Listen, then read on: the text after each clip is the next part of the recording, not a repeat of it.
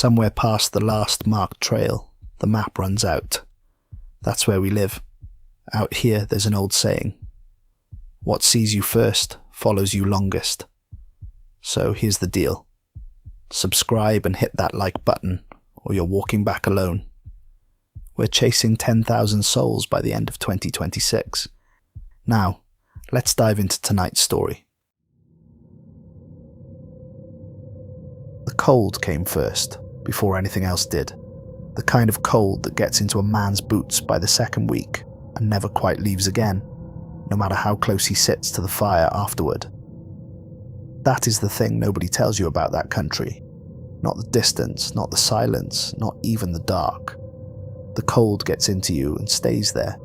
and by the time something worse finally arrives, you are already half convinced your own body has betrayed you, that every shiver running down your spine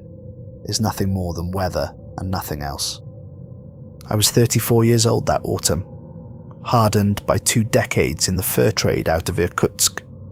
and I want you to understand that before I tell you anything else,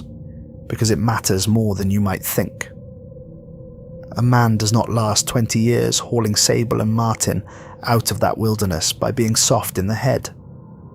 You learn to read a sky long before a storm shows itself in it.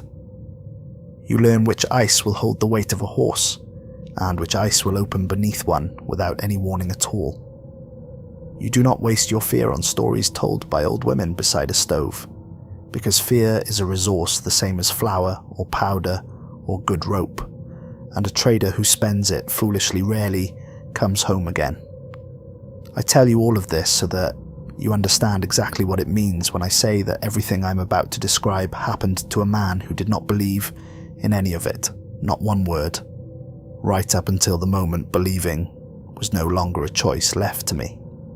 There were 4 of us in that party when we left Irkutsk. Myself,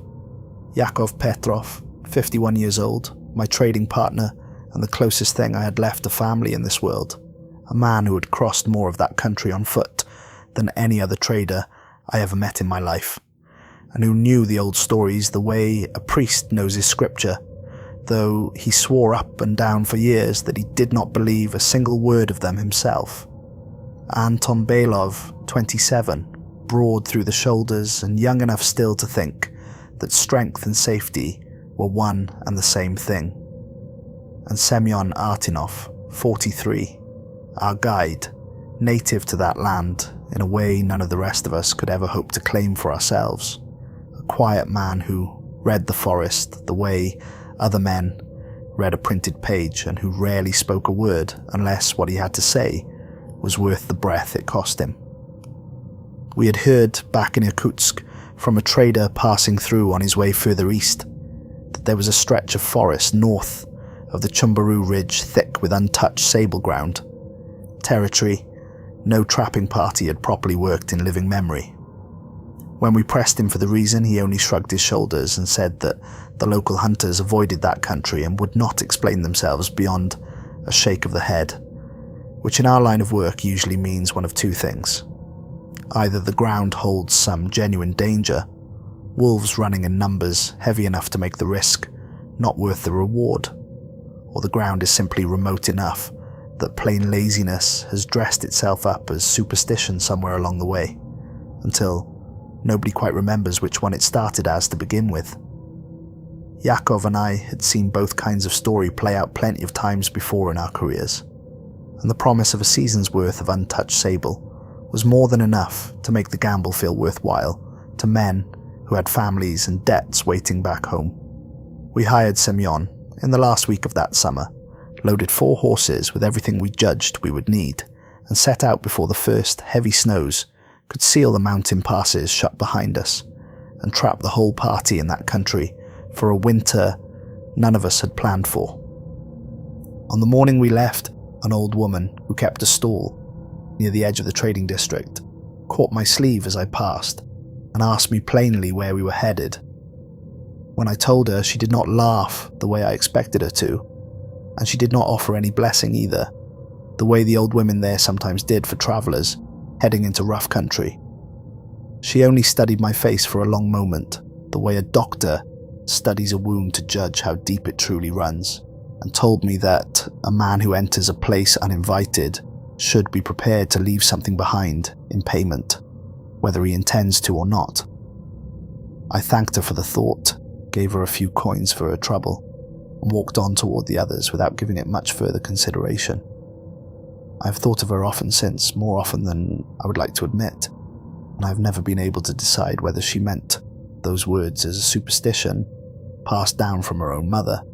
or as something closer to a plain warning spoken from a knowledge she had no other way of sharing with a stranger in a marketplace. The first 2 weeks of travel were exactly what any of us would have expected, and nothing more besides that. Long days of walking behind tired horses, the grazing growing thinner and more scattered the further we pushed away from any settled country.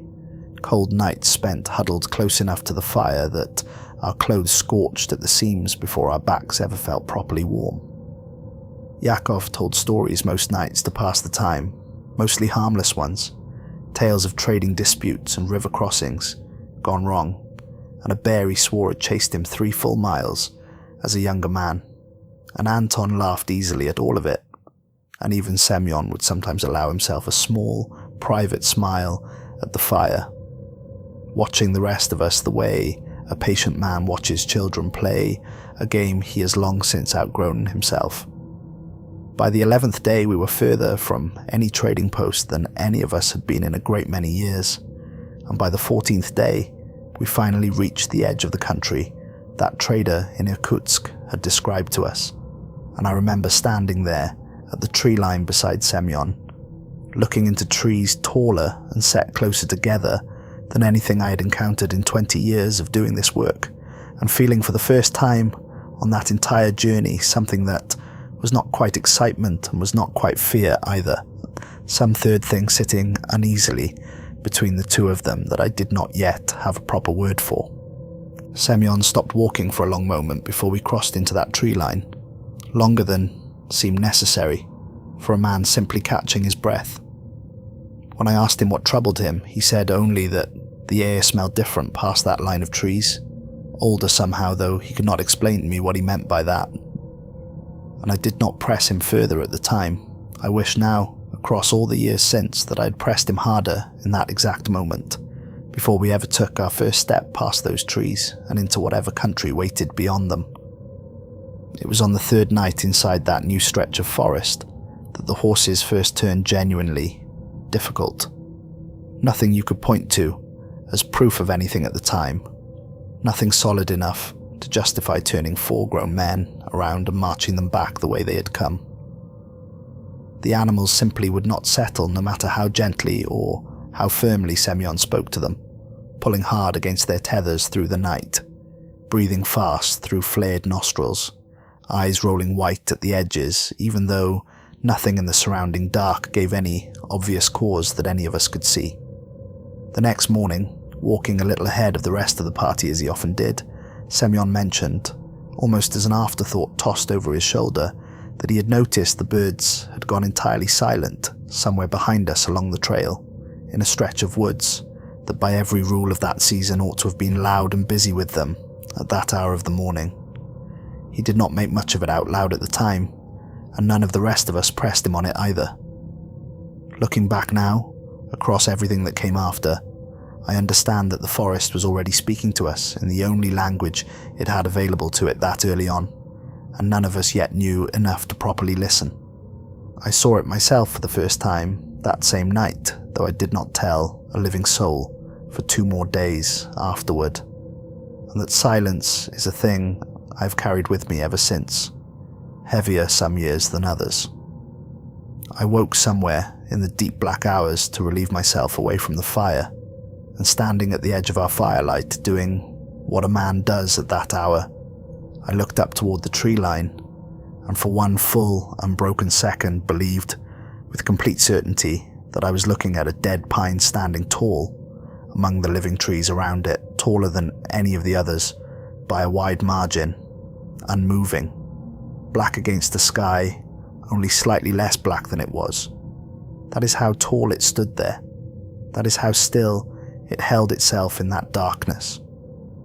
And then, in the space of a single indrawn breath, it shifted its weight from one side to the other, the unmistakable, unhurried way a man shifts his own weight after standing too long in one place, and I understood, with a cold that had nothing whatsoever to do with the temperature of that particular night, that I was not looking at any tree at all, and never had been. I did not run, I did not call out for the others. I stood there frozen exactly where I was, staring back at that shape across the clearing for what felt to me like a very long stretch of time, though I could not honestly tell you now how many minutes it truly was, until at last it simply turned, without any hurry at all, in the movement, and withdrew back into the deeper dark between the trunks, and made no sound whatsoever in the doing of it. No snapped branch beneath its weight, no shifted leaves or disturbed undergrowth, nothing at all, as though the forest itself had simply opened to let it pass through, and then closed again silently behind it. I went back to my bedroll that night and lay there a long while before sleep finally took hold of me, and in the grey light of morning I told myself, the way a proud man tells himself these comfortable things, that exhaustion and firelight and 3 long weeks of hard travel had simply played a trick on tired eyes, that any man staring long enough into darkness will eventually see shapes there that are not truly present at all. I was ashamed of my own fear that morning, genuinely ashamed of it, and shame, I've learned across all the years since that night, is a far more powerful silencer than courage ever manages to be. So I said nothing at all to the others, and told myself firmly that whatever I had seen would not return to trouble me a second time. It returned on the 5th night, and by then I was no longer the only one among us to see it with my own eyes. Anton's shout tore the whole camp awake from a dead sleep, and by the time the rest of us were on our feet with rifles gripped tightly in hand, there it stood, exactly where I had first laid eyes on it 2 nights before, at the boundary between our firelight and the deeper dark beyond it, tall enough that even from that distance none of us could mistake it for anything ordinary, anything that belonged comfortably to the world, the way we understood that world to work. It did not flee the way any animal would flee upon being discovered by armed men. It simply turned at its own unhurried pace, entirely unbothered, and withdrew into the trees as though our fear of it were nothing more than a mild curiosity worth noting and setting aside for later consideration. For a long while afterward, none of us spoke a single word. Anton, still gripping his rifle so tightly that his knuckles had gone pale and bloodless in the firelight, finally said he wanted to track it, come first light, to prove to himself once and for all that it was nothing more than an oversized man, or perhaps a bear, standing wrong on its hind legs, in poor light and worse nerves. I argued that we should break camp that very hour, and put whatever distance we could manage between ourselves and whatever that thing truly was before it had the chance to decide anything further about us. Yakov said nothing at all through any of this argument. He sat by the fire with his knees drawn up tight against his chest and his eyes fixed, unblinking, on the tree line, and he did not speak again for the remainder of that night, which, for a man as naturally talkative as Yakov Petrov, had always been felt like its own kind of warning, louder in its own way than anything he might have chosen to say aloud. The following day, walking together near the rear of our small column, Yakov finally told us what he knew, and told it slowly, as though every word cost him something to give up. As a boy, he said, an old trapper who had spent his entire life working that country told him stories of something that lived deep within forests, exactly like the one we now found ourselves standing inside, something the native hunters spoke of only in careful, roundabout terms, and never once by its plain and common name, because to speak that name aloud, they firmly believed, was to invite its direct notice down upon the speaker himself. When Anton, half joking and half testing the old man's nerve the way young men often do, said the word aloud that evening near the fire, Yakov turned on him with more fury than I had ever once seen from a man normally so gentle and even-tempered, and told him in no uncertain terms never to say it again while we remained on this particular stretch of ground. He would not explain himself any further than that, no matter how hard the rest of us pressed him for more that night. He said only that the old stories described something enormously patient, something that would watch a party of travellers for many days running, sometimes far longer than that, learning the rhythm of their nights and the small habits of their movement, before it ever moved directly against them, and that by the time such a thing finally did move, it was already long past the point where simply running would do a man any good whatsoever. Semyon, walking a little ahead of the rest of us that same day, said quietly, almost to himself, that he agreed we ought to leave this ground as soon as we could reasonably manage it, and that he had grown up hearing warnings very much like the ones Yakov had just given us, though from people even older and further removed from any proper town than Yakov himself had ever lived. It was 2 days after that, on a morning cold enough that our breath hung visible in the still air long after we had risen, that we came across the first of the markers. Semyon found them before any of the rest of us noticed anything at all out of the ordinary. A small cluster of stones arranged with obvious deliberate care at the base of an old and enormous pine, and beside the stones, half buried now beneath fallen needles and years of undisturbed weather, a pair of worn leather shoes laid down with the left set carefully upon the right side, and the right set upon the left, along with the remains of what had once been a coat turned entirely inside out, before it was left there to rot slowly back into the earth. Semyon crouched beside that small arrangement for a long while, saying nothing, and when he finally rose again, he told us this was an old offering, left by hunters who had passed this way long before any of us were born, a gesture meant to confuse and appease whatever watched this ground. The shoes and the turned coat meant to trick its sense of direction, meant to say to it, plainly, we mean this place no harm, and we ask the same courtesy returned to us in kind. He said he did not know how old the offering truly was, only that it had clearly not worked, or else the man who left it had never come back this way again to leave a second one. None of us slept easily that night. I remember lying awake a long while, listening to the particular quality of silence that had settled over that whole stretch of forest, a silence that felt, if such a thing is possible to properly describe, deliberate somehow, as though the forest itself were holding something back rather than simply lacking the usual sounds a forest makes after dark. On the 7th night we found the tracks, circling our entire camp in one single unbroken ring, pressed deep into ground already hardened by frost, and Semyon knelt over them a long while before he spoke a single word about what he was seeing. When he finally did speak, his voice carried none of its usual steadiness. These were not bear tracks, he told us plainly. The stride between each print was too long. The weight of the thing fell wrong across a print far broader and far deeper than any bear he had tracked across 30 years of working this exact kind of country. They were not human tracks either, though something in their overall shape, something in the particular way the toes splayed against the frozen earth, made the resemblance to a human foot somehow far more unsettling than if there had been no resemblance at all present in them. And then he pointed out the one detail that none of the rest of us had managed to notice on our own. Before he said it aloud, every single print in that entire unbroken ring circling our small camp pointed inward, toward the fire, towards the 4 of us sleeping beside it. Semyon told us then, in the flattest and most careful voice I ever once heard him use, in all the years I knew him afterward, that we had not simply wandered innocently through this particular stretch of forest the way we believed we had. We had walked, without any one of us understanding it at the time,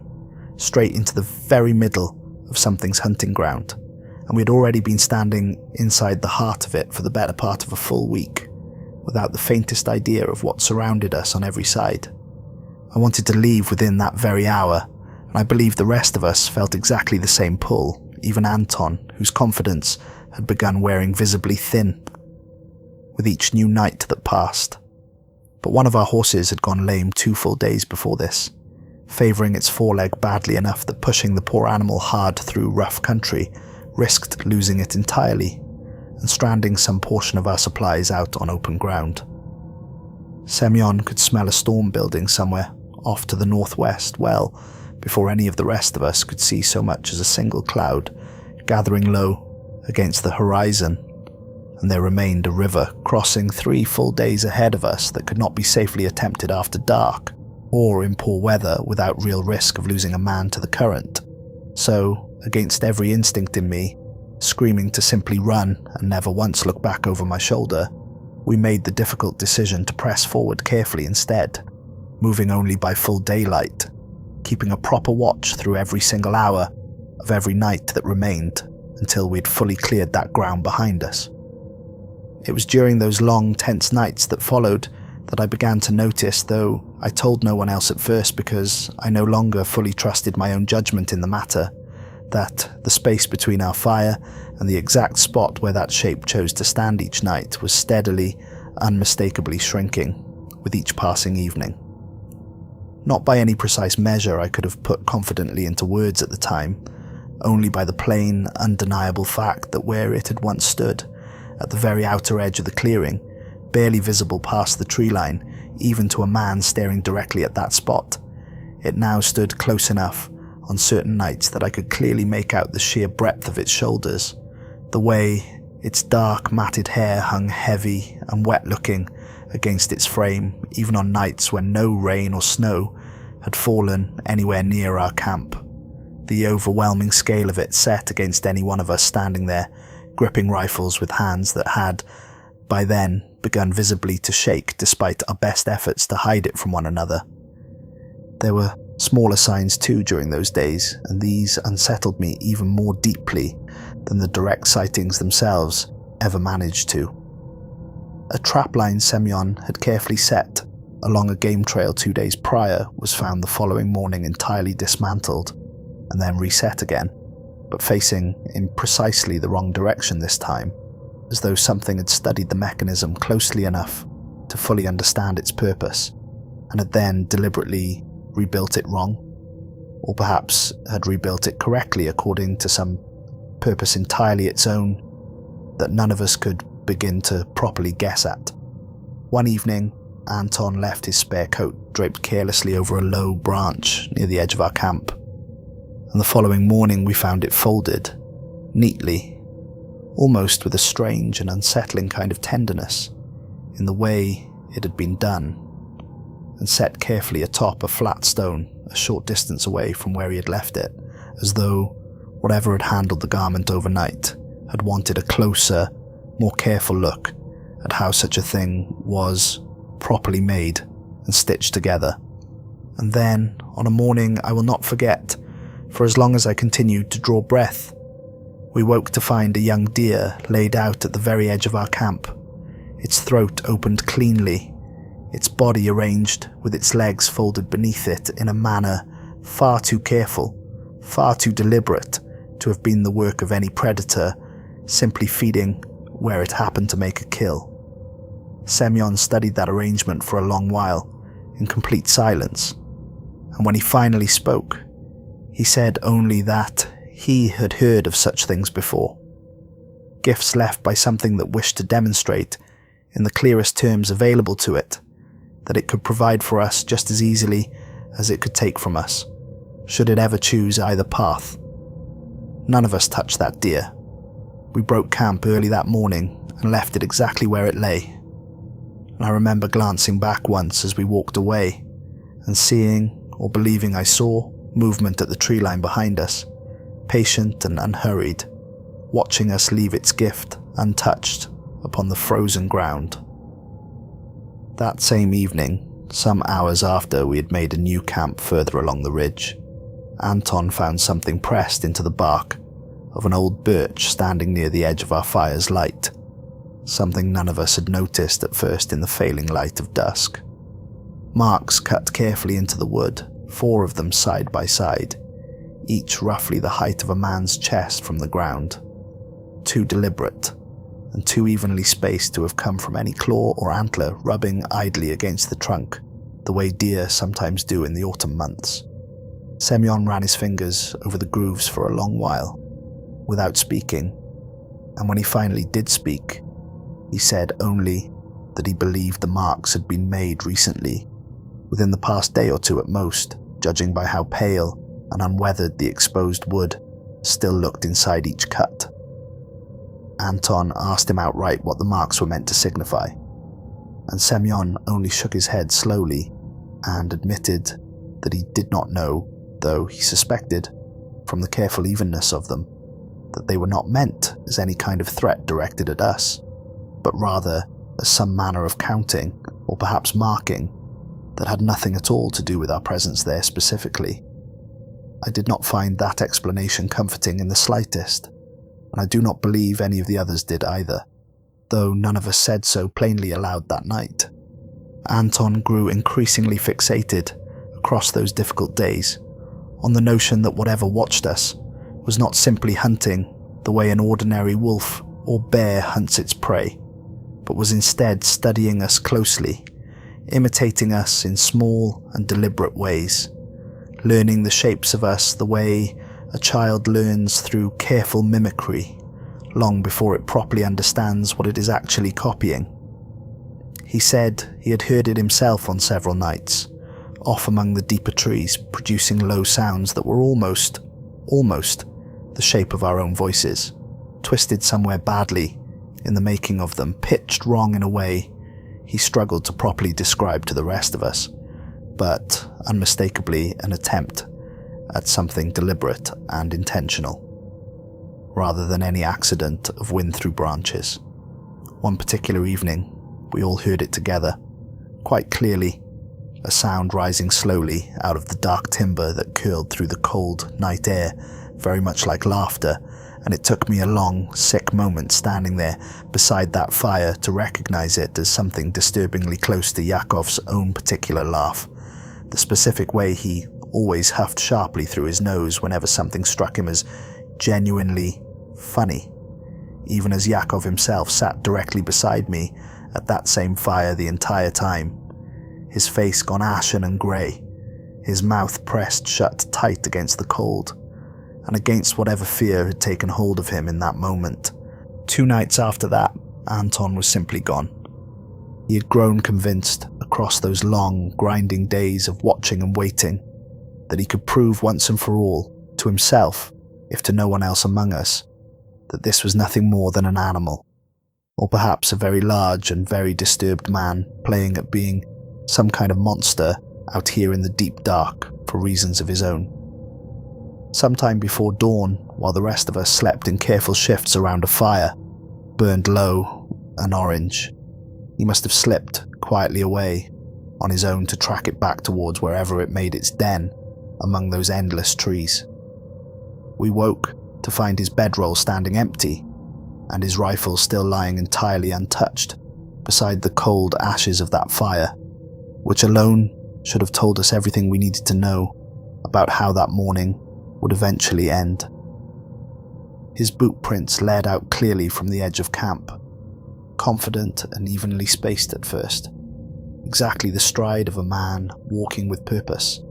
and then, at the edge of a small clearing perhaps a 1/4 mile out from where we stood, they simply stopped, all at once, as though he had taken one final step, and then ceased entirely to exist upon the earth. There was no sign whatsoever of any struggle marked into the frost around that spot. No blood darkened the thin snow, only a wide swath of bent and flattened grass leading away from that exact place and off into the deeper trees, beyond it, as though something enormous had simply lifted him bodily from where he stood and carried him off without so much as a single moment's resistance offered in return. We searched for him until the light itself began to fail us that day, calling his name again and again into a forest that gave nothing back to us, except its own cold and patient silence. At one point, perhaps an hour into the search, I was certain I heard him answer, faint and distant, off to the north somewhere among the deeper trees. And I ran toward that sound so hard that I lost my footing twice on the frozen ground, and tore the skin along my palm, catching myself against the fallen log. When I finally reached the place the sound had seemed to come from, there was nothing there at all. No broken branch, no fresh print in the frost. Nothing to explain what I thought I'd heard so clearly only moments before. Semyon found me there some minutes later, kneeling in that empty patch of forest with my bleeding hand pressed against my chest, and he did not ask what I had heard. He only helped me back to my feet and told me, gently but firmly, that the voice had not been Anton's, and that I should not go running toward it again if I heard it a second time. It was Semyon who finally told us, with real and visible pain etched into his voice, that continuing to search once true darkness fell across that ground would only cost the rest of us the lives we still had left between us to lose. That particular night stands out even now, across all the many decades since, as by far the very worst of that entire journey up to that terrible point in it. Grief curdled quickly and bitterly into open blame between the three of us who still remained together. Yakov wanted to abandon everything entirely on the spot. The furs, the horses, whatever remained of the expedition itself, and simply run through the coming night no matter what storm Semyon insisted, with real conviction, was already building steadily against us from the northwest. Semyon argued back, with more open force in his voice than I had ever once heard from him before that night, that fleeing blindly through unfamiliar country in full darkness was a far surer way for a man to die than staying carefully in place until proper first light arrived and moving forward from there with real and deliberate caution. I stood somewhere uncertainly between the two of them that whole night, more thoroughly afraid than I had ever once been at any single point across my entire life up to that hour, and for the very first time across that whole long journey, I stopped being a skeptical man entirely and became, quite simply, a frightened one,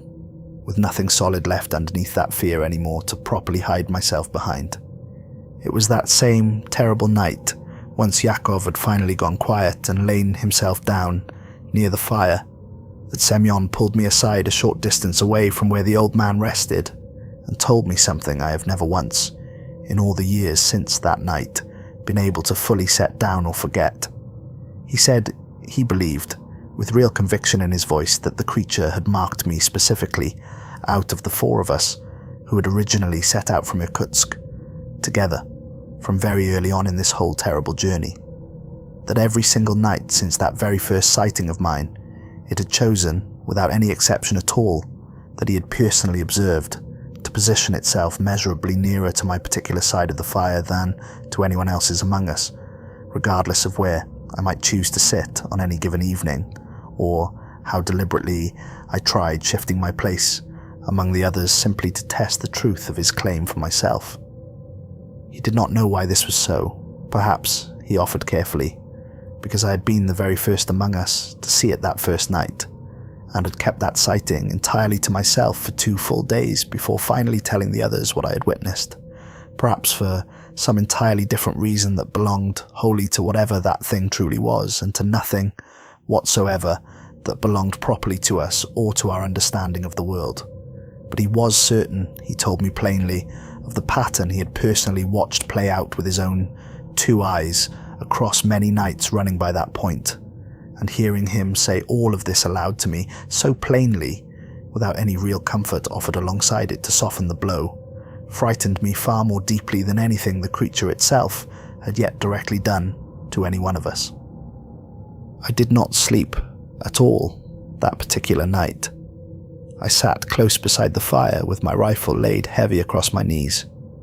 watching the tree line steadily until my own eyes burned and blurred from the strain of it, and though I told myself firmly that I would see nothing at all out there in that darkness, near what must have been the coldest and darkest hour of that whole long night, well before any hint of proper dawn had begun to show itself. I saw it standing there once more, closer to our fire than it had ever once stood before, across all the previous nights combined. Close enough this time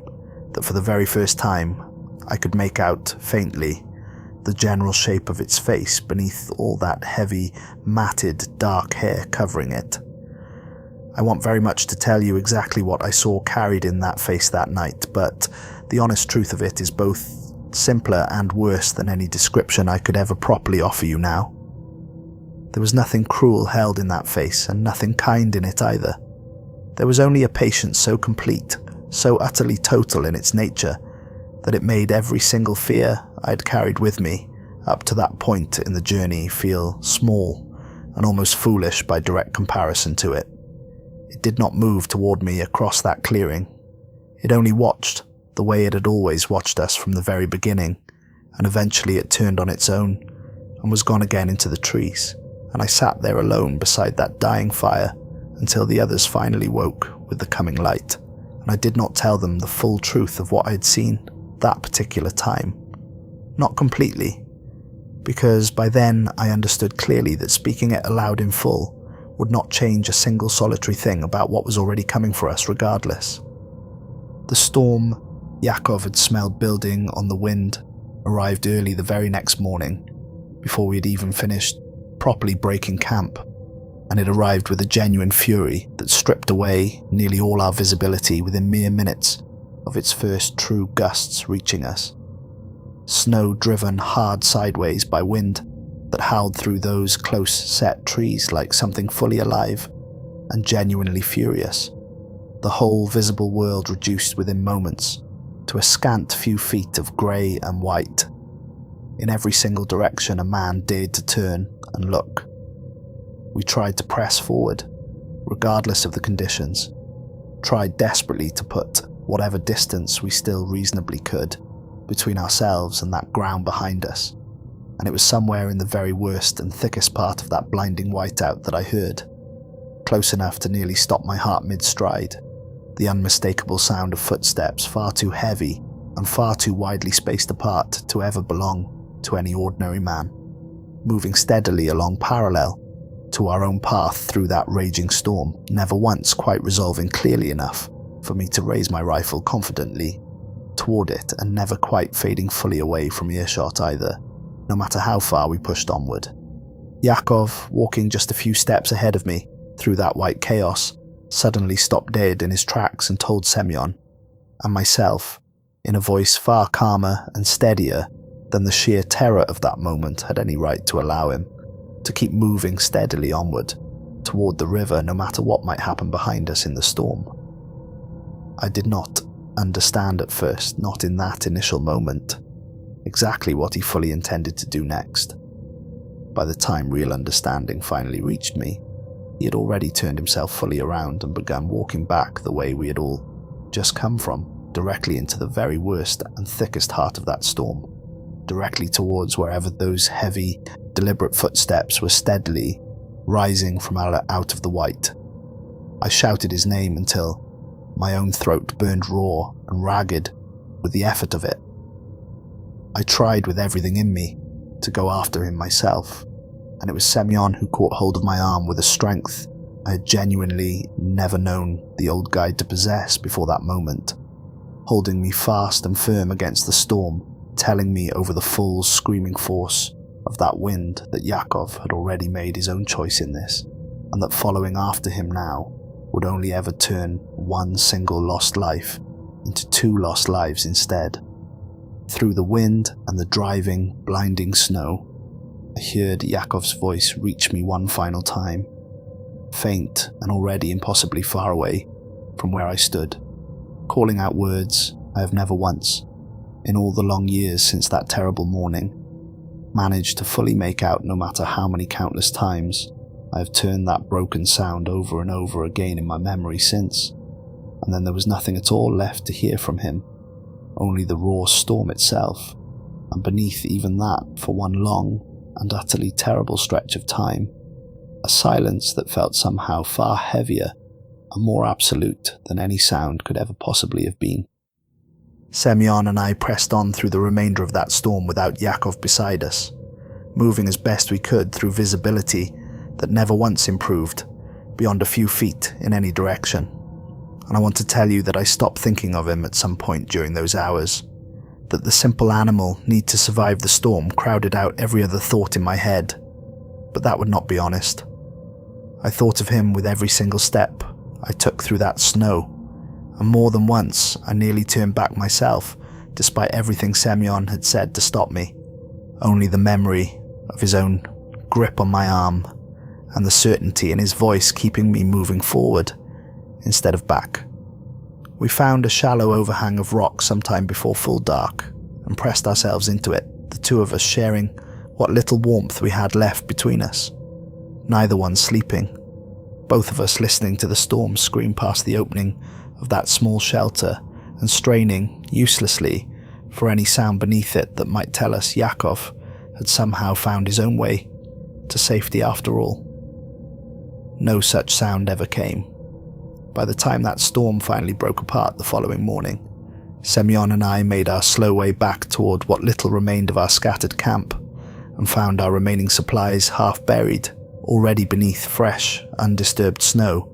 but there was no body left anywhere for us to properly bury. No true sign of Yakov left behind anywhere beyond his own tracks, vanishing gradually into the trees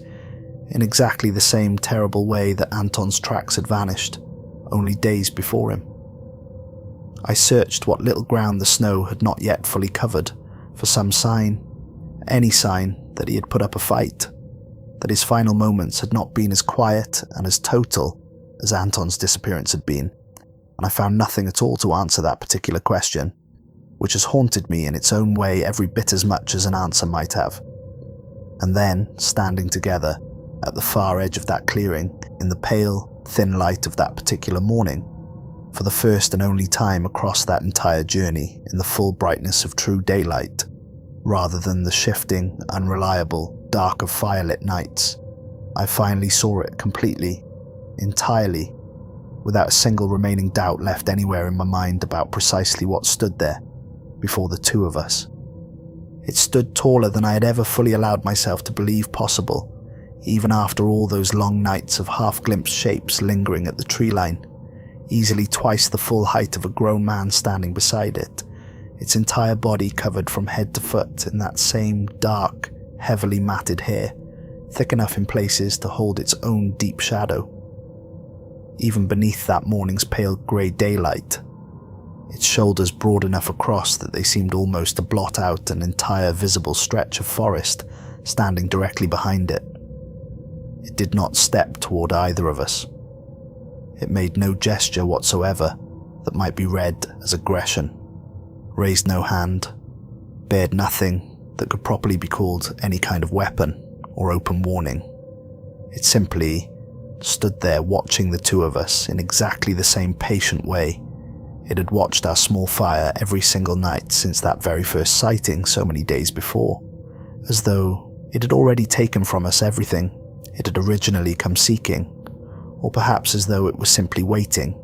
with total and endless patience, for something else entirely that had not yet fully arrived, but would arrive eventually, in its own good time, regardless of anything either of us might still do to try preventing it. Semyon did not wait around to find out which of those two possibilities was closer to the truth. He took firm hold of my arm once again, and pulled me bodily away from that clearing, moving fast and sure along a narrow path, through the trees that he never once properly explained to me afterward. Not on that day and not across all the many years that followed it. A route that seemed almost to know precisely where and how to bend itself around obstacles I could not even fully see coming myself until we were already safely past them entirely. We walked for 2 full days after that almost entirely without stopping to properly rest, sleeping only in short, exhausted bursts snatched wherever we judged the ground safest enough to risk it, and more than once, across those grueling 2 days, I heard, somewhere off among the trees running steadily, parallel to our own chosen path, the unmistakable sound of something truly enormous moving alongside us, never once fully closing that last remaining distance between us, and never quite falling away entirely out of earshot either. Until at last, on the evening of that second full day, the sound simply was not there any longer at all, and Semyon told me then, in a voice worn utterly hollow by exhaustion and grief, both combined, that we had finally crossed back out fully from its ground and into country that it did not properly claim as its own. We reached the trading post 8 days later than any of us had originally planned for, half-starved and frostbitten along the edges of our hands and faces,